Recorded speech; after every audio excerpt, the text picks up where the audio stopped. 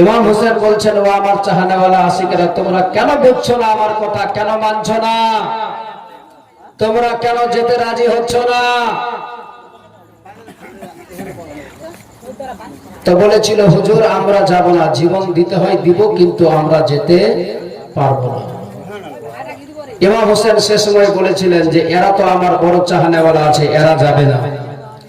মেয়েদের দিকে গিয়ে বলতে লাগলেন, বোন জাইনাব, শহরবানু, তোমাদের সব জানা, তোমরা সব দেখতে পাচ্ছ, আর বেশি করে আগামীকাল চোখের সামনে তোমরা দেখতে পাবে।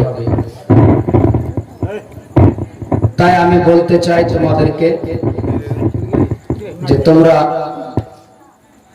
এই রাতের অন্ধকারে আজকে তোমরা যথেষ্ট আমাকে সময় দিয়েছো, আমার সঙ্গে থেকেছো, আমি বলতে চাই তোমরা চলে যাও।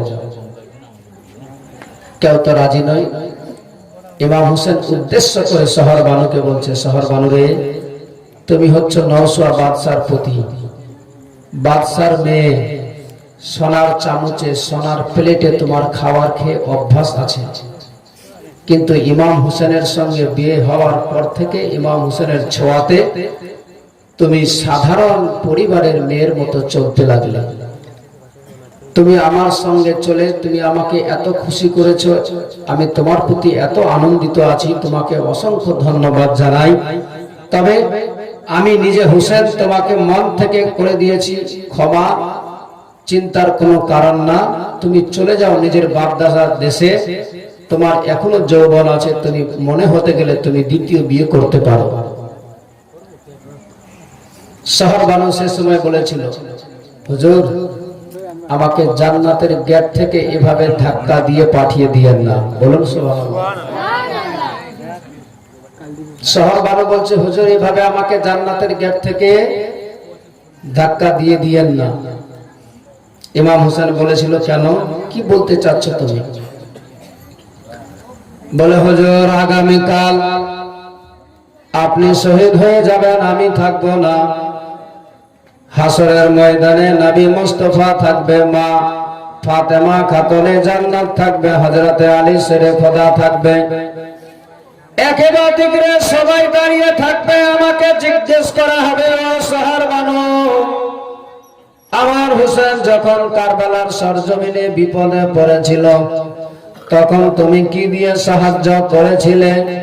সে সময় যদি আমি আজকে চলে যাই তাহলে আমি মা ফাতেমার সামনে নবী মুস্তাফার সামনে মুখ দেখাতে পারবো না। আর যদি আজকে আমি থেকে যাই, আগামীকাল আপনি যদি শহীদ হয়ে যান, হাসরের ময়দানে নবী মুস্তাফার সামনে আমি সেই দিনে বলতে পারবো, গো মা,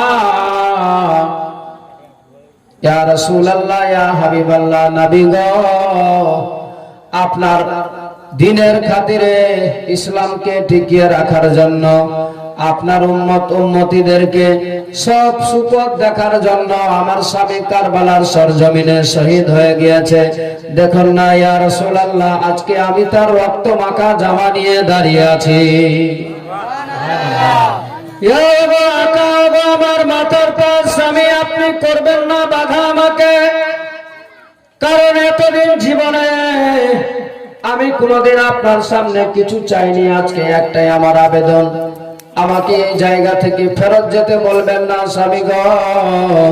ইমাম হোসেন বোঝার পরেও কেউ যখন বুঝ মানল না, লাস্টের দিকে সবাইকে ডেকে বলতে লাগলেন, ও আমার চাহনেওয়ালা আশিক প্রেমিকেরা, তোমরা যখন আমার কেউ কোনো কথা শুনতে রাজি নয়, মানতে রাজি নয়, তাহলে একটা কাজ করো, আজকে আর এই রাতটা অবহেলা করে কাটানো যাওয়া সম্ভবপর নয়।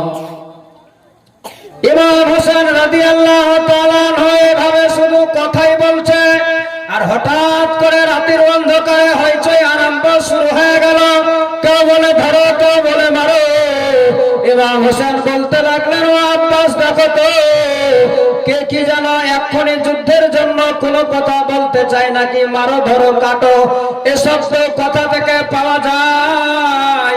সঙ্গে সঙ্গে সালামদার আব্বাস চলে গেলেন 22,000 সৈন্যের মধ্যে তারা বলছে, ও আব্বাস, এক্ষুনি গিয়ে তোমার হোসেনকে বলো, যদি ইয়াজিদকে মেনে নেয় ভালো কথা, আর যদি না মানে তাহলে এক্ষুনি যুদ্ধের জন্য প্রস্তুত হয়ে যেতে বলো। সালামদার আব্বাস সঙ্গে সঙ্গে চলে গেলেন ইমাম হোসেনের কাছে, গিয়ে বলতে লাগলেন, আকা, এক্ষুনি তারা যুদ্ধের জন্য প্রস্তুত হতে বলছে, নচেত ইয়াজিদকে মেনে নিতে বলে, আর না হয় যুদ্ধের জন্য রেডি হতে হবে। ইমাম হোসেন বলতে লাগলেন, ও আব্বাস, তাদেরকে গিয়ে বলো, মৃত্যুকে তো আমরা সমর্থন করতে পারি না, জাহান্নামী পাপী বেঈমানকে আমরা সমর্থন করব না। যদি যুদ্ধ করতে হয় আজকের রাতটুকু আমাদেরকে সময় দিতে বলো, আগামীকাল সকাল থেকে যুদ্ধ হবে। শুধু আজকের রাত দিতে বলো, আগামীকাল দেখা যাবে। তারা চলে গেল। সালামদার আব্বাস গিয়ে তাদেরকে বুঝাচ্ছে, বলে, ভাই দেখো, আমার আকা হুসেন ইয়াজিদকে মানতে পারে না, আমরা কোনো মতে মানব না। আলে নবী, নবী খানদান আছি, মৃত্যুকে সমর্থন করতে পারি না। তবে যদি জীবন দিতেই হয় দিব, তবে আজকের রাতটুকু আমাদেরকে সময় দাও, আগামীকাল যুদ্ধ হবে।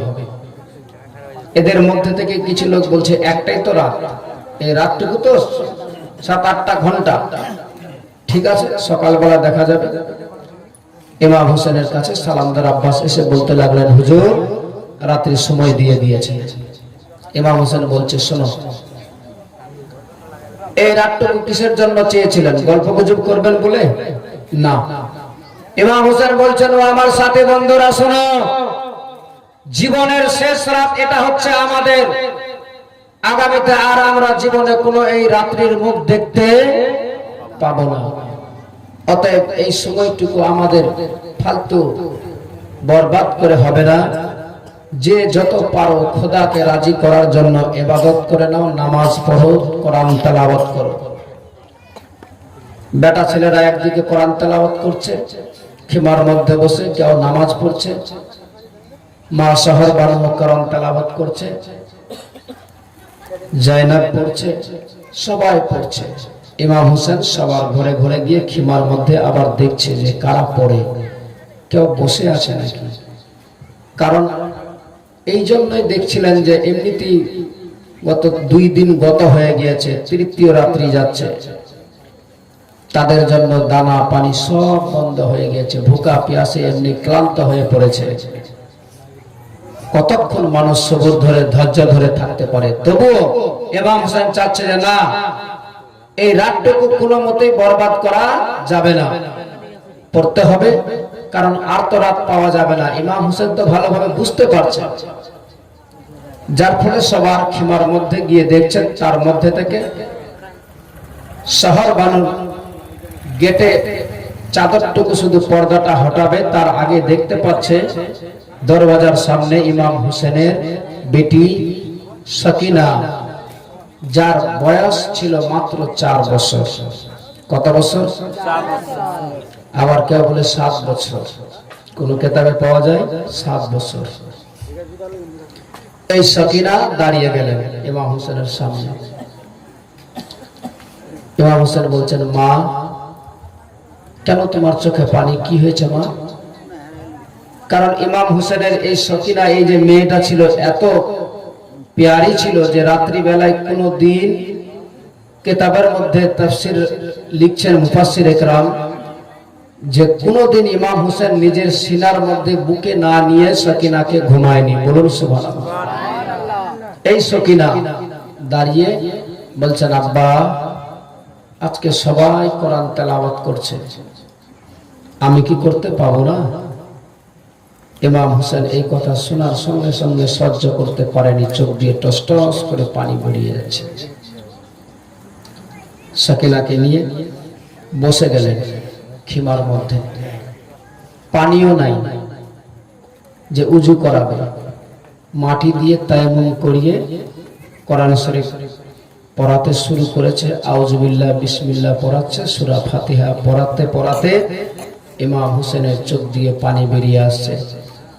সে সময় সকিনা বলেছিল, আব্বা গো, ও গো আব্বা, আপনার চোখে কেন পানি? কেন এমনি করে কাঁদছেন আপনি গো আব্বা?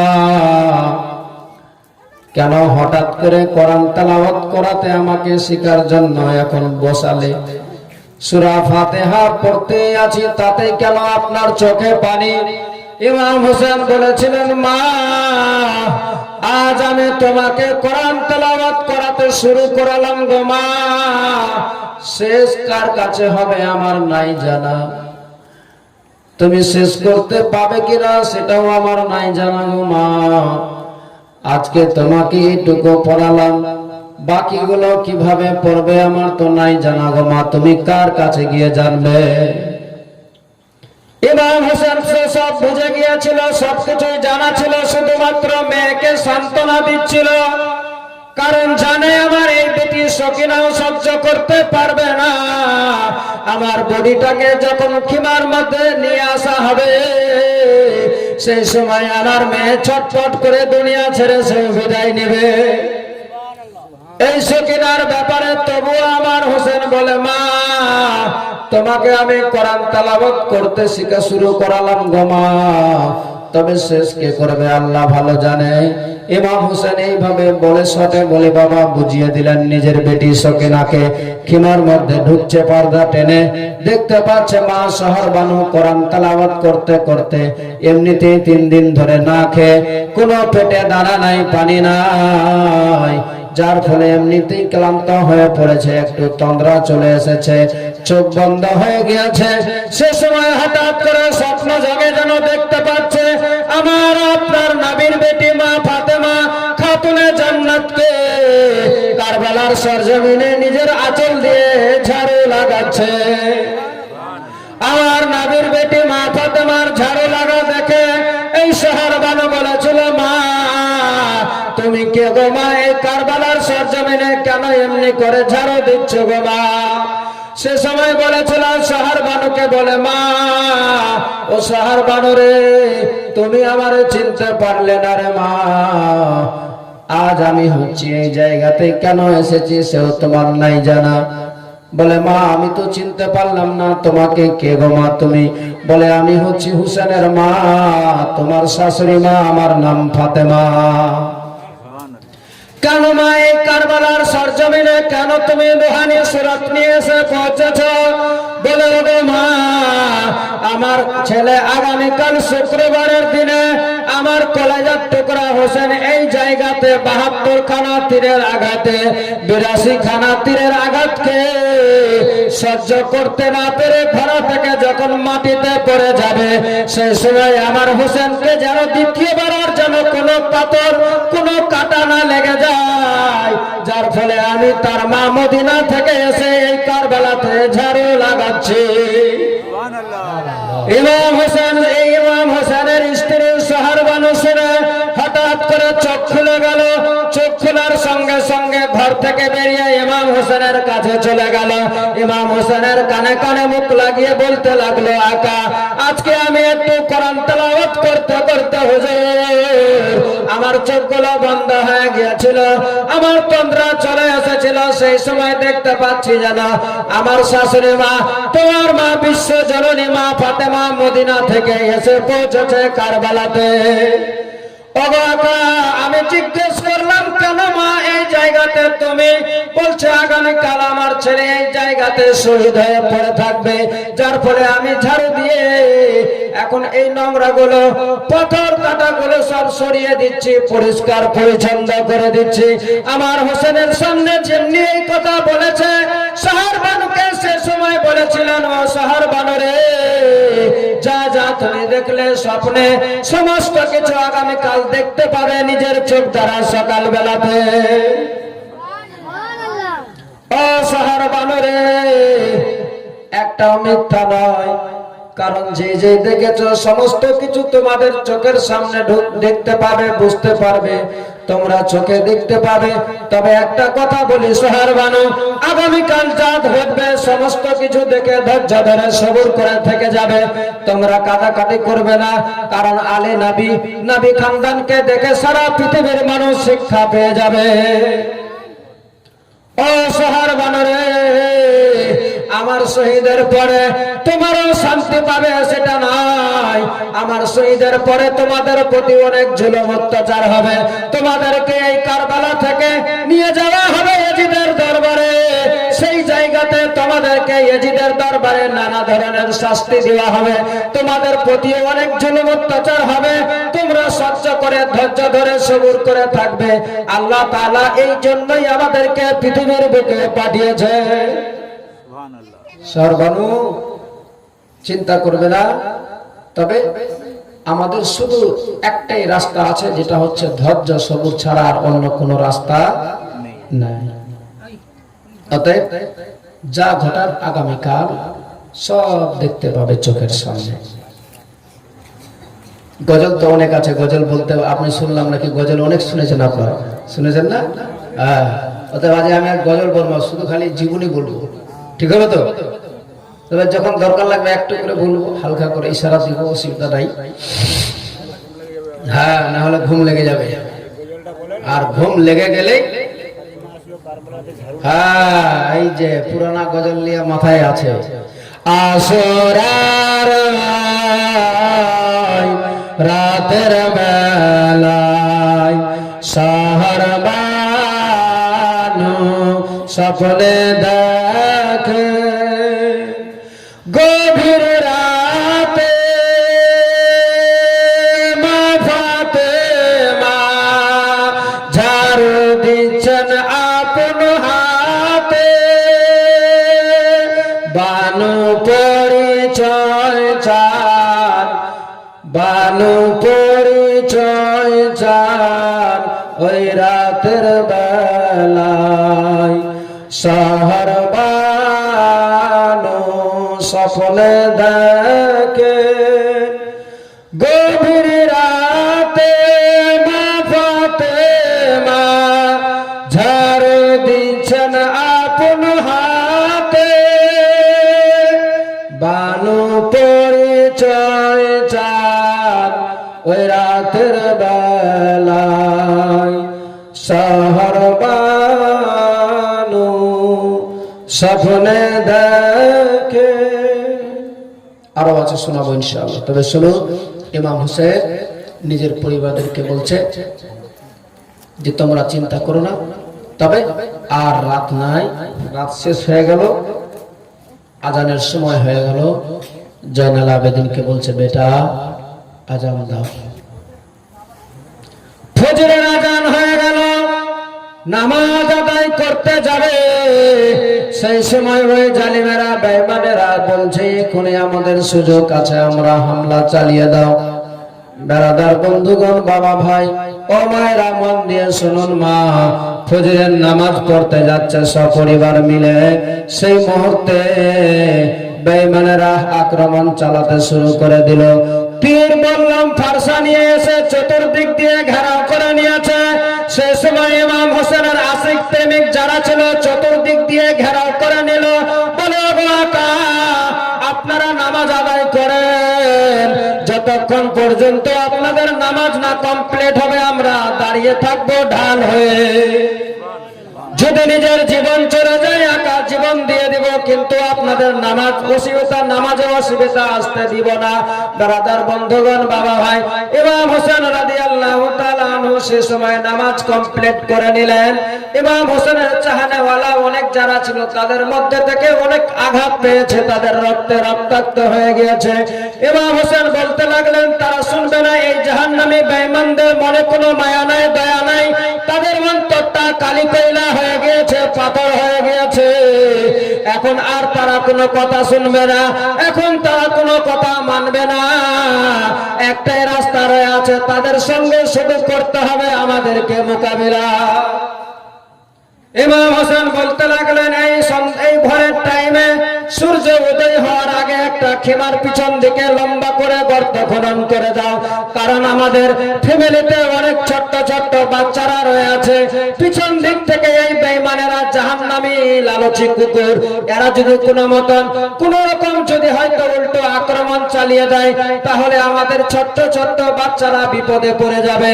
যার ফলে ইমাম হোসেনের কথা শুনে ইমাম হোসেনের জাহানাওয়ালা আশিকেরা সবাই লম্বা করে একটা গর্ত করে দিল, লকড়ি জ্বালিয়ে দিয়ে দাও দাও করে আগুন জ্বলতে লেগেছে।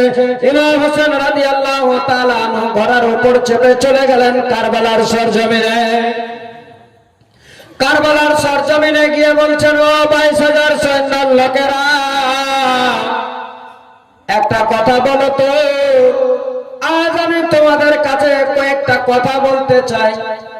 আচ্ছা বলো তো, আজকে জুম্মার দিন আছে, যখন খুতবা পরিধান করা হবে, যখন খুতবা পড়া হবে, সেই খুতবার মধ্যে নাম নেওয়া হবে হযরতে আলী শেরে খোদা হায়দারে কাররারের। আচ্ছা বলো তো, সে কি আমার পিতা নয়? ও 22,000 সৈন্যের লোকেরা, যে মা ফাতেমা খাতুনে জান্নাতের নাম নেওয়া হবে, সে কি আমার মা নয়? যে যার নবী মুস্তাফা দো জাহানের বাদশার নাম নেওয়া হবে, সে কি আমার নানা নয়? ও কুফার মানুষেরা, তোমরা জানার পরে বোঝার পরে কেন আমাকে বুঝতে পারো না, চিনতে কেন পারছো না? আজকে যদি আমার সঙ্গে এই ব্যবহার দেখাও, তাহলে কি জবাব দিবে রাসূলুল্লাহর সামনে? কি মুখ দেখাবে নবী মুস্তাফার সামনে? সেই আমার ইমাম হোসেনের বক্তব্য শুনে অনেক লোকের চোখ দিয়ে পানি বেরিয়ে আসছিল। শুধু তাই নয়, দেখতে পাচ্ছে যেন আর শুনতেও পাচ্ছে যেন কান্নার আওয়াজ সবার কানে পৌঁছে যাচ্ছে। ওই 22,000 সৈন্যের মধ্যে লোকেরাই কাঁদতে শুরু করেছে। ইবনে সাদ সেই সুযোগে বলছে, হয় সর্বনাশ হয়ে যাবে। এখন যদি এই ইমাম হোসেনের বক্তব্যকে যদি বন্দনা করা যায়, তাহলে এই 22,000 সৈন্যের লোক তারা আমার দিকে থাকবে না, তার দলে চলে যাবে। সঙ্গে সঙ্গে ইবনে সাদ বলেছিল, ও হোসেন, আজ আমরা তোমার কোনো কথা শুনতে চাই না, তুমি নিজের বক্তব্য বন্ধ করে দাও। হয় আমাদের সঙ্গে আমার এজিদের হাতে হাত দিয়ে দাও, নচেত তুমি যুদ্ধের জন্য প্রস্তুত হয়ে যাও। ইমাম হোসেন বলেছিলেন, ও 22,000 সৈন্যের লোকেরা, ও ইবনে সাদ, আমার ভালো করে আছে জানা যে তোমরা আজকে আমার কোনো কথা শুনবে না, কোনো কথা মানবে না। আল্লাহ তাআলা তোমাদের অন্তরে পাথর মোহর লাগিয়ে দিয়েছে, তোমাদের অন্তরটা কালি কয়লা হয়ে গিয়েছে, তোমাদের অন্তরটা পাথর হয়ে গিয়েছে। আজকে আমার কোনো কথা তোমরা শুনবে না। তবু আমি নিজের দায়িত্ব পালন করে যাচ্ছি, কারণ কেননা যদি আজকে আমি না বলি, তাহলে আমার নবী মুস্তাফা দো জাহানের বাদশার সামনে তোমরা বলবে, বলে ইয়া রাসূলুল্লাহ, ইয়া হাবিবাল্লাহ, নবী গো, আপনার নওয়াসা আমাদেরকে ভালো করে বুঝায়নি, যার ফলে আমরা চিনতে পারিনি, বুঝতে পারিনি, যার কারণে আপনার নওয়াসার প্রতি আমরা এই জুলুম অত্যাচার করেছি। ও 22,000 সৈন্যের লোকেরা, আমার যা দায়িত্ব ছিল তা আমি বলে চলে যাচ্ছি, মানা এবং না মানা তোমাদের ব্যাপার। ইমাম হোসেন ঘোড়ার উপরে চেপে সামনে দিকে একটু অগ্রসর হয়ে যাবে, পিছন দিক থেকে একজন টিটকারি মেরে বলছে, হোসেন, তুমি জাহান্নামে যাওয়ার আগে নিজেই এই দুনিয়াতে জাহান্নামে তৈরি করে দিয়েছো। বলুন নাউজুবিল্লাহ। ইমাম হোসেন এই কথা শোনার সঙ্গে সঙ্গে তার মনে অন্তরে দুঃখ আসলো, খোদার দরবারে সঙ্গে সঙ্গে হাত তুলে দোয়া করতে লাগলো, বলে রব্বুল আলামিন, আজ যে তোমার বান্দা বলে আমি এই জাহান্নামে যাওয়ার আগে পৃথিবীতে জাহান্নাম তৈরি করে দিয়েছি, রব্বুল আলামিন, এই যে তোমার বান্দা বলে তাকে তুমি জাহান্নামে দেওয়ার আগে আমার জ্বলন্ত আগুনে তাকে জ্বালিয়ে পুড়িয়ে শেষ করে দাও। এই কথা বলার সঙ্গে সঙ্গে খোদার হুকুমে বিদ্যুৎ চৌধুরী তার গতিবেগিতে খোদার দরবারে দোয়া কবুল হয়ে গেল। সঙ্গে সঙ্গে যে লোকটা বলেছিল, ঘোড়ার উপরে বসেছিল, ঘোড়ার উপরে চেপেছিল, ঘোড়াটার সঙ্গে সঙ্গে লাফাতে শুরু করে দিল। ঘোড়ার লাগামের পা ফেসে গেল ঘোড়ার লাগামে। ওই লোকটাকে ঘোড়াটা টানতে টানতে ইমাম হোসেনের জ্বলন্ত আগুনে তাকে জ্বালিয়ে পুড়িয়ে শেষ করে দিয়েছে। জোরে বলা যাবে না? আরো জোরে। ইমাম হোসেন বলছে, তোমরা মনে করো না যে হোসেন কিছু করতে পারবে না। হোসেন মজবুরি নয়। ধৈর্য কাকে বলে, সবুর কাকে বলে, এটা দেখার জন্য শুধু আমি অপেক্ষা করছি। তোমরা এটা ভাবো না যে ইমাম হোসেনের দোয়া খোদার দরবারে কবুল হয় না। তোমরা যে ফরাত নদী আজ আমাদের জন্য 3 দিন ধরে বন্ধ রেখেছো, এই হোসেন যদি চাই একটা লাঠি মারতে গেলে দ্বিতীয় ফরাত আবার তৈরি হয়ে যাবে, বলুন সুবহানাল্লাহ। কিন্তু করব না, কারণ এখানে ধৈর্য সবুরের ব্যাপার আছে। তোমরা এটুকু ভাবো না যে আমাদের জন্য পানি বন্ধ করে দিয়ে আমাদেরকে তোমরা হয়তো কাতর করে দিবে, সেটা মনে করো না। এটা ভুলে যেও না, আলে নবীর খুন আমাদের ভিতরে এখনো আছে। ইমাম হোসেন এই কথা বলার পরে 22,000 সৈন্যর লোকেরা থরথর করে কেঁপে গেছিল। তার মধ্যে থেকে হুর বিন ইয়াজিদ, যেই হুর সর্বপ্রথমে 1000 সৈন্যকে নিয়ে কোহে জিসাম পাহাড়ে গিয়ে ইমাম হোসেনকে বন্দী করেছিল। ইমাম হোসেনকে বলেছিলেন যে আপনার যাওয়া এখান থেকে নিষেধ আছে, ভিতরে যাওয়া চলবে না। ওই হুর ইমাম হোসেনের পিছনে 2 ওয়াক্ত নামাজ আদায় করেছিল। কত ওয়াক্ত? 2 ওয়াক্ত। এবার ইমাম হোসেনের বক্তব্য শুনে হুর বিন ইয়াজিদ থরথর করে কেঁপে যাচ্ছে। ওই 22,000 সৈন্যের লোকেদের মধ্যে থেকে সিমর ইবনে সাদ বলে, ও হুর, তোমার নাম ইরানে, তোমার নাম সিরিয়াতে, তোমার নাম দামেস্কে, তোমার নাম কুফাতে, তোমার নাম বাসরাতে, তোমার নাম পৃথিবীর প্রতিটা কোণাতে, আর আজকে তুমি থরথর করে কাঁপছো কেন এমনি করে? বলে আমি দেখতে পাচ্ছি একদিকে জাহান্নাম আর দেখতে পাচ্ছি একদিকে জান্নাত, বলুন সুবহানাল্লাহ। তারা বলেছিল এর মানে কি? আমরা তো বুঝতে পারলাম না। বলে এর মানে হচ্ছে এটাই, যদি আমি তোমাদের দলে থেকে যাই তাহলে আমাকে জাহান্নামে যেতে হবে, আর যদি আমি ইমাম হোসেনের দলে যাই তাহলে আমি জান্নাতে চলে যাব। তাই চিন্তা করছি, করি তো করি কি, যাই তো যাই, কোন দিকে যাই? ইমাম হোসেন, তাই ইমাম হোসেনের কথা শুনে হুর বিন ইয়াজিদ থাকতে না পেরে ঘোড়ার উপরে চেপে গেলেন, আর চেপে যাওয়ার সাথে সাথে ঘোড়ার লাগামখানা টেনে ইমাম হোসেনের খেমার কাছে গিয়ে পৌঁছে গেছেন। ইমাম হোসেন দেখতে পাচ্ছে যে হুর এসে পৌঁছেছে। কি ব্যাপার হুর? বলে হুজুর, বড় অন্যায় করেছি, বড় ভুল করেছি। আমি যদি জানতাম যে আপনার সঙ্গে এই বেঈমানেরা এইভাবে দুর্ব্যবহার করবে, তাহলে আপনাকে তখনই আমি চলে যেতে বলতাম। আপনি যদিও কিছু বলেননি, কিন্তু আমি চাচ্ছিলাম যে আপনি চলে যান। কিন্তু আমরা জানি, আমি এটুকু জানি, যারা আলে নবী, নবীর নাওয়াসা কোনোদিন চলে যায় না, পিছনে সরে যায় না, পিছন দিকে যেতে রাজি নয়, সামনে বাড়ে। তাই হুজুর, আমি আজ বড় ভুল করে ফেলেছি, দয়া করে আমাকে ক্ষমা করে দেন। ইমাম হোসেন বলছেন, আনতা হুররুন, হুর মানে আজাদ, যাও তোমাকে আমি আজাদ করে দিলাম, নেমে যাও ঘোড়া থেকে। ইমাম হোসেন যখন বললেন নেমে যাও ঘোড়া থেকে, হুর ঘোড়ার উপরে বসেই আছে। বলছে, হুর, তুমি আমার কাছে ক্ষমা চাইলে আমি তোমাকে ক্ষমা করে দিলাম, তুমি নামছো না কেন ঘোড়া থেকে? বলে হুজুর, আমি ততক্ষণ পর্যন্ত নামবো না যতক্ষণ পর্যন্ত আপনি আমাকে মন থেকে না করেছেন ক্ষমা।